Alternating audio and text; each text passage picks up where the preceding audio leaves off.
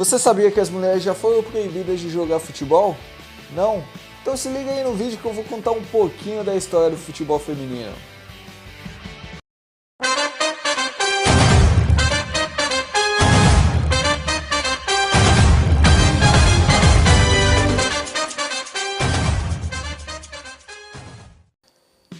E aí molecada, beleza? DG voltando aqui com mais um vídeo. E esse vídeo, rapaziada, vai ser espetacular, hein? Vou contar a história do futebol feminino, onde começou, como que surgiu aqui no país, a discriminação que rolou e que ainda acontece atualmente. Então, cara, se acomodem aí e espero que vocês curtam esse vídeo porque está bacana, hein? Me empenhei bastante. Vamos lá, bora pro vídeo.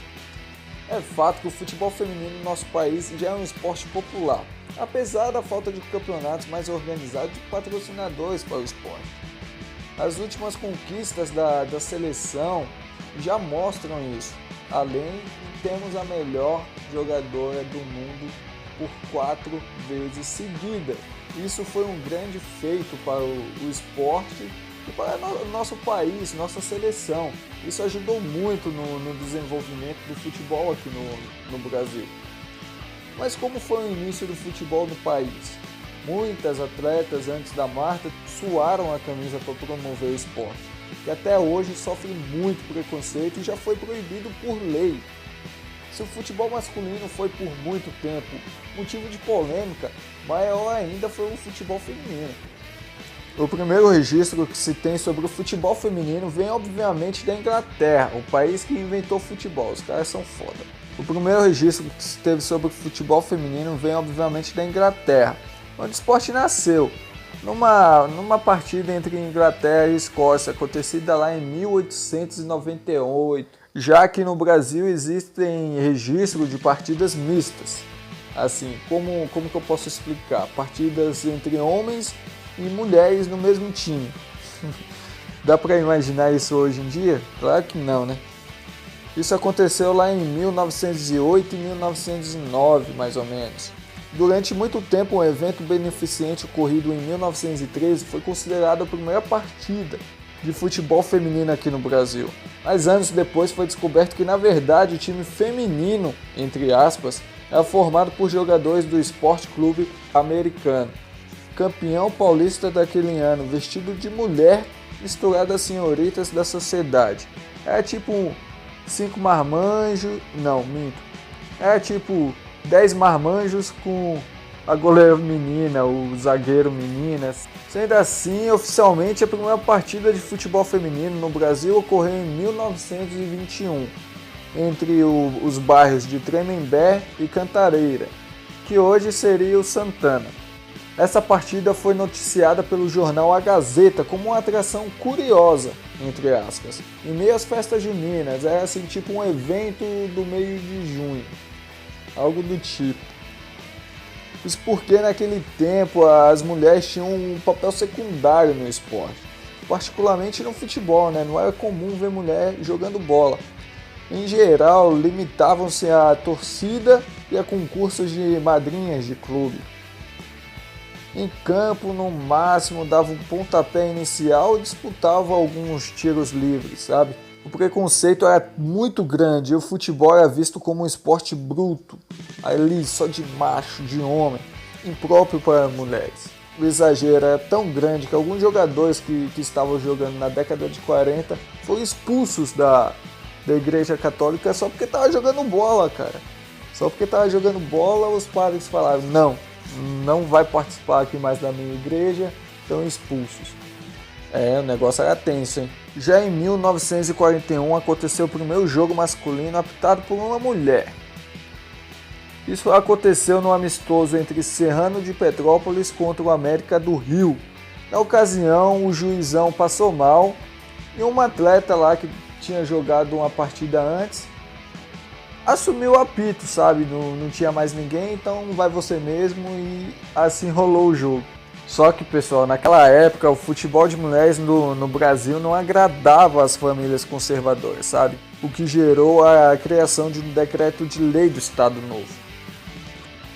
Isso aconteceu na década de 40, quando o esporte estava começando a se popularizar aqui no Brasil. E essa lei proibia, abre aspas, a prática de esportes incompatíveis com a natureza feminina, fecha aspas. Não entendi. Futebol é incompatível com a natureza feminina? Em 41, o governo de Getúlio Vargas, então no regime do Estado Novo, baixa um decreto-lei que proíbe as mulheres de praticarem esportes que fossem contra as condições de sua natureza. O decreto não especifica qual esporte, mas o debate social sobre o futebol, que nesse período já era um esporte mais popular no Brasil, logo lê nas entrelinhas desse decreto que, obviamente, o futebol estava dentro desse esporte que ia contra as condições da natureza. Essa lei aí durou até 1979. E além do futebol, tanto de campo ou de salão, não importa onde você jogava, você não poderia jogar, na verdade, né? Não importa nem onde você jogava. A questão era que você não podia jogar bola. Se você quisesse jogar bola no campo da rua da sua casa, você não podia. Isso que é foda, né? As mulheres também não poderiam praticar lutas de qualquer natureza. Boxe, muay thai, jiu-jitsu, entre outras aí. Nem polo e nem levantamento de peso. A partir de 1979, essa lei cai, através de uma equipe de lutadoras de judô, que vai até o Uruguai participar de uma competição. O técnico escreve todas as mulheres com nome de homens, né, para o Conselho Nacional de Desportos não barrar a saída delas. Mas quando elas voltam, o Conselho Nacional percebe e chama elas para serem interrogadas. Só que como elas aparecem no interrogatório, né, ou para prestar contas para o Conselho Nacional, vestida com o kimono de luta e com as medalhas para Só que depois que essa lei foi revogada, várias equipes e ligas foram sendo criadas pelo Brasil. Dentre elas, a equipe carioca do Radar,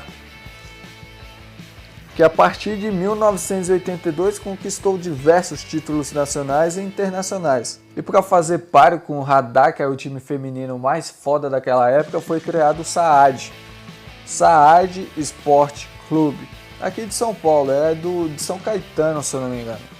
E ele surgiu também como uma força máxima no futebol, dando um toque assim meio que especial de rivalidade. É tipo um Palmeiras e Corinthians da época, sabe? E a primeira seleção brasileira assim, de futebol foi convocada, entre aspas, pela CBF.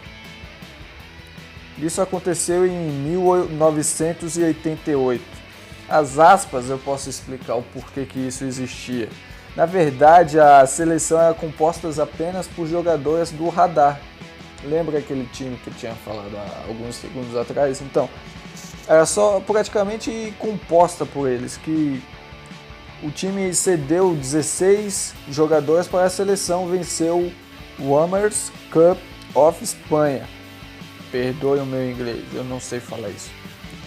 E esse time era tão foda que derrotou seleções como Portugal, França e Espanha. É o primeiro título internacional da nossa seleção. Que orgulho dessas meninas lindas. Depois disso, o futebol feminino cresceu muito, cara. Foi crescendo, evoluindo, se profissionalizando, e a FIFA entrou no meio, né? Aí a FIFA quis realmente organizar os campeonatos, organizar a bagaça toda, que antes era meio amador, entre aspas. Então, em 1991 foi criada a primeira Copa do Mundo lá na China, e o Brasil ficou em nono. Em seguida vieram a inclusão do esporte nas Olimpíadas de Atlanta em 1996, consolidando assim o esporte que sofreu muito, batalhou para conseguir o seu espaço. Mas mesmo assim, apesar das conquistas, das lutas e tudo mais, o futebol feminino ainda precisa superar muito preconceito para ser praticado. A sociedade discrimina muito as jogadoras e por questão cultural, sabe? A menina ainda ganha uma boneca ao invés de ganhar uma bola. Mas neste caso, somente as conquistas e os ídolos poderão levar a modalidade ainda mais longe. Mas eu tenho certeza que além do futebol feminino, masculino, tudo mais, esse esporte vai crescer, muda vidas.